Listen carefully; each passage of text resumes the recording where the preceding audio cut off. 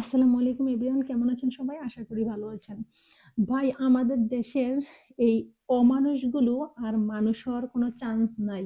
Already July থেকে এ পর্যন্ত এই ২-২.৫ বছর খুব সুন্দর সুযোগ দেওয়া হয়েছিল। আজকে এটা আমি প্রমাণ পেলাম বা এটা বুঝতে পারলাম, প্রবাদ শুধু শুধু বলে না মানুষ। ওই যে বলে না, ঘি মাখলেও কুত্তার লেজুর বাঁকা বাঁকাই থাকে, সোজা হয় না। সেম আমাদের দেশের এই ডিফেন্সের লোকগুলো বা যে এখন এই ক্ষমতায় আছে সরকার, সরকারি পদে যারা আছেন, এই লোকগুলো এটি কুত্তার লেজুরের থেইকা কুত্তার লেঙ্গুর। আমি খাস বাংলায় বলবো, আজকে গালাগালি করব, কুত্তার বাচ্চাগুলোকে গালাগালি করব। যেই কুত্তার বাচ্চাগুলো আজকে এই আন্দোলনের সাথে জড়িত, এই কুত্তার বাচ্চাগুলো কেন ইনকেলাব মঞ্চের ভাইদের উপরে হাত তুললো, আবার নতুন করে কেন গুলি করতে গেল, কেন ওই উচ্ছৃঙ্খলা তৈরি করলো?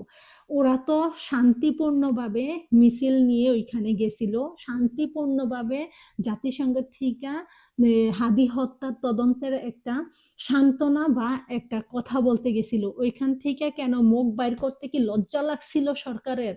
সরকার কি মুখ বের করে ওইখান থেকে কি একটা সান্ত্বনা দিতে পারেনি? সেইখানে হাদির স্ত্রী ওইখানে ছিল, ছোট বাচ্চা 10 থেকে 11 মাস, সেই বাচ্চাটাও এখানে ছিল। তারা কি সান্ত্বনা দিতে পারেনি? মুখটা দিয়ে বের করতে কি লজ্জা লাগছে? তার মানে এটা পানির মতন পরিষ্কার।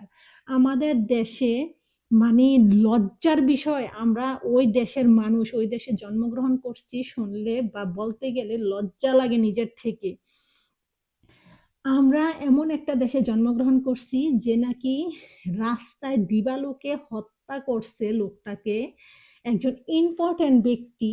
সে ঢাকা ৮ আসনের প্রার্থী ছিলেন, তাকে খুন করছে। তার খুনের এখনো সেই বিচারটাই হইল না। আর সবচাইতে বড় কথা হইছে, সে বাংলাদেশের নাগরিক, সে একজন মানুষ। তার বিচারটা কেন এখনো হইল না? এই সরকার কেন এখনো এই বিচারটা করতে পারলো না? আর কালকে ওরা শান্তিপূর্ণভাবে ওইখানে বসেছিল এবং কি সরকারের থেকে একটা সান্ত্বনা এবং কি সরকারের থেকে একটা আশ্বাস চাইছিল। সেই আশ্বাসটা তো সরকার দিতে পারলোই না, সরকারি লোকেরা তো দিতে পারলোই না। অথচ কালকে থেকেই পুলিশ হাতে লাঠি সোটা নিয়ে তারা রেডি হয়ে আছে। আর আজকে ঠিক এই গুলিবিদ্ধ করলো এবং কি ইনকেলাব মঞ্চের জাবের এবং কি জুমা, অন্যান্য সবাইকে রক্তাক্ত করলো, গুলি করলো। কারণ কি? কেন আবারও সেই গুলি? তার মানে আমাদের দেশে প্রকাশ্যে দিবালোকে খুন হবে, কিন্তু তার হত্যার বিচারের দাবিতে যারা রাজপথে নামবে, সেই বিচারের দাবিতে গেলে আবারও মরতে হবে, আবারও গুলি খাইতে হবে। কত বড় নির্লজ্জ একটা দেশ, নির্লজ্জ একটা আইন ব্যবস্থা আমাদের দেশের। আমাদের দেশের আইন ব্যবস্থা কত নির্লজ্জ আর কত নিকৃষ্ট, একটু চিন্তা করে দেখেন। একটা দিবালোকে প্রকাশ্যে খুন হওয়া, একটা সেই খুনের বিচারের দাবিতে যারা এখন রাজপথে আছে, তাদেরকে আবারও গুলিবিদ্ধ করলো। এর থেকে লজ্জা আর কিছু হইতে পারে না আমাদের দেশে। আমরা বাঙালি বা ওই দেশে জন্মগ্রহণ করছি, এটা যদি বলতে যাই, মানে লজ্জা ছাড়া আর কিছুই লাগে না, গৌরব হবে দূরের কথা। তো এজন্য বলি, আরে যেই লোকগুলো আছে, এই কুত্তার বাচ্চাগুলো বের হয়ে একটা কথা বলতে পারে না, এই শুয়োরের বাচ্চাগুলো ঠিকই অর্ডার দিতে পারছে যে ওদেরকে লাঠি সোটা মারো, গুলি মারো। আর সেই পুলিশ কুত্তার বাচ্চাগুলো আবারও সেই লাঠি সোটা মারলো এবং কি গুলি করলো। এই কুত্তার বাচ্চা, তোদেরকে না সুযোগ দেওয়া হয়েছিল? যেই গুণাগুলো শেখ হাসিনার আমলে করছো, কুত্তা শেখ হাসিনার আমলে তোরা যেই গুণাগুলো করছো, এগুলো শোধরানোর একটা সুযোগ দেওয়া হয়েছিল তোদেরকে। সুযোগ দেওয়া হয়েছিল, তোরা এই সুযোগটা নিয়ে তোরা অন্তত নিজেকে পাপ মোচন করতে পারতি। কিন্তু তোরা সেই একই ভুল, একই আইনে আবার ঠিক তোরা চলতাছ। তোরা আবারও কেন এই জাবেরকে বা অন্যান্য সবাইকে গুলিবিদ্ধ করলি? 30 থেকে 40টা লোক এখন আশঙ্কার মধ্যে আছে, তাদের জীবন নিয়ে আশঙ্কার মধ্যে আছে, তারা হসপিটালে ভর্তি আছে। আজকে কেন এই উশৃঙ্খলতা তৈরি হইল? এই বর্তমান সরকার থাকাকালীন অবস্থা এটার বিচার কেন হইল না? আর ওরা শান্তিপূর্ণ একটা মিছিল নিয়ে ওইখানে ছিল, গতকালকে থেকে অবস্থান করতেছিল যমুনার এখানে। তো সেই ক্ষেত্রে ওদের গায়ে কেন আবার লাঠিসোঁটা মারা হইলো? আর কেন এই হুকুম দেওয়া হইলো লাঠিসোঁটা মারার? আমার কোশ্চেন হচ্ছে এইটা যে লাঠি সোটা মারার হুকুমটা কেন আবার দেওয়া হলো? ওরা কি লাঠি সোটার জন্য গেছিল ওইখানে? ওরা কি উচ্ছৃঙ্খলতা তৈরি করতে গেছিল? ওরা তো উচ্ছৃঙ্খল করেনি কালকের থেকে। এই মিছিল নিয়ে ওরা অল্প কিছু সংখ্যক লোক গেছে যেন কোনো উচ্ছৃঙ্খলতা তৈরি না হয়। তো সেই জায়গা তোরা কেন কুত্তার বাচ্চাগুলো, শুয়োরের বাচ্চাগুলো তোরা কেন উচ্ছৃঙ্খলতা তৈরি করলি? তাহলে কি আমাদের দেশে মানুষ হত্যা হবে কিন্তু তার বিচার চাওয়াটা অপরাধ? তাহলে আবার বিচার চাইতে গেল আবার মরতে হবে? কি একটা লজ্জার বিষয়, কি একটা লজ্জা! চিন্তা করে দেখেন আমরা কি দেশে মানুষ, কি দেশে বড় হচ্ছে, কি দেশের আইন ব্যবস্থা। একটা দিবালোকে প্রকাশ্যে খুন হওয়া ব্যক্তির হত্যার দাবিতে তার স্ত্রী, সন্তান এবং কি তার পরিবারের লোক বা তার কাছের লোক বা জনগণ রাস্তায় নামাতে আবারও সেই গুলিবিদ্ধ করলো। এই কুত্তার বাচ্চাগুলো যাদের জন্য আজকে এই পদে এক একজন আসোস, তোরা আবারও সেই একই কাজ কেমনে করতে পারলি? তোগো চাটাচাটি এখনো যায় নাই, তোরা এখনো বেমানি করতেছ। এটার সাথে 100% বড় একটা চক্র জড়িত, না হয়তো সরকার কেন এখনো চুপ করে বসে আছে, কেন কেউ ফেস হচ্ছে না সামনে? তার মানে এখানে বড় একটা চক্র জড়িত। আর এই চক্রটা যদি এখনই যদি জনগণ ভালো করে না ধরে এবং কি এই বিচারের দাবিতে যদি আবারও যদি আওয়াজ না তোলে, জনগণ এক আবারও জুলাইয়ের মতন এক না হয়, তাহলে এই বিচার হবে না। আমাদের দেশের সার্বভৌমত্ব নষ্ট করছে ওরা, আমাদের দেশের সার্বভৌমত্ব নষ্ট করতেছে, দেশের সার্বভৌমত্ব নষ্ট করছে।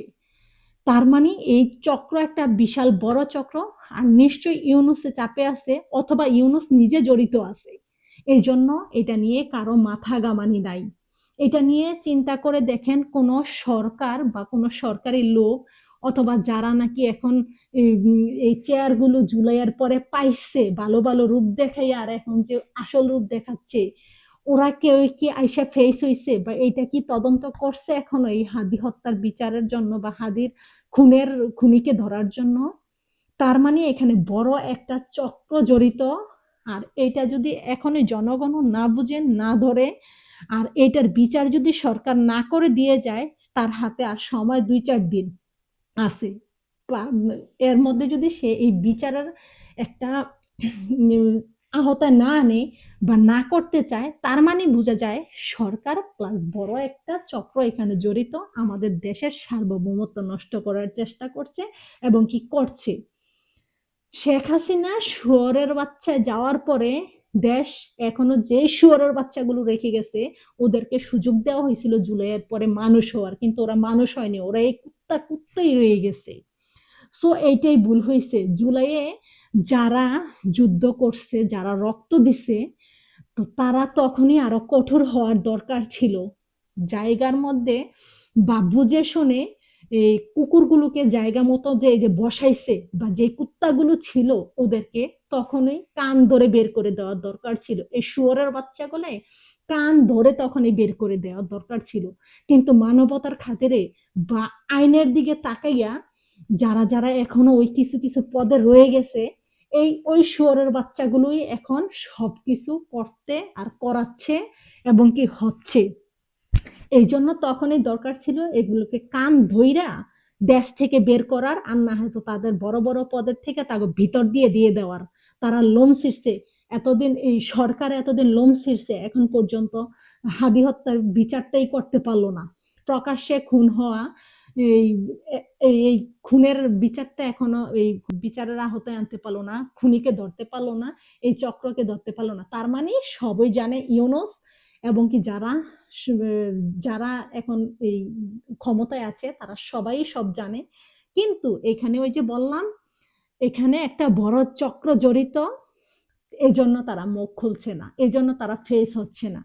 এটা যদি বড় চক্র জড়িত না হইতো তাহলে এতদিনে 100% এই বিচার হয়ে যেত। তার মানে জনগণ আরো সতর্ক হন, আরো আওয়াজ তুলে শক্ত করে গলা উঁচু করে বলেন, আবারও রাবার বুলেট মারবে, আবারও গুলি মারবে, গ্যাস মারবে না, রক্তাক্ত করবে, রক্তাক্ত করো, দেখি কতটুকু পারো।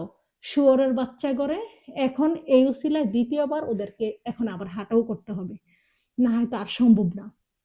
আজকে এই পর্যন্তই। জনগণ আরো জাগ্রত হও। হাদি হত্যার বিচারের বিচার যেন করা হয়, হাদি হত্যার বিচারের আওতায় আনা হয়, সেটা আরো জোরদারভাবে জনগণ আরো জেগে ওঠো। হাদি হত্যার বিচার হইতেই হবে। তার মানে এখানে যেই চক্রটা আছে, চক্রর মুখ উন্মোচন করতে হবে। এখানে আমাদের সার্বভৌমত্ব জড়িত। আজকে এ পর্যন্তই। আসসালামু আলাইকুম।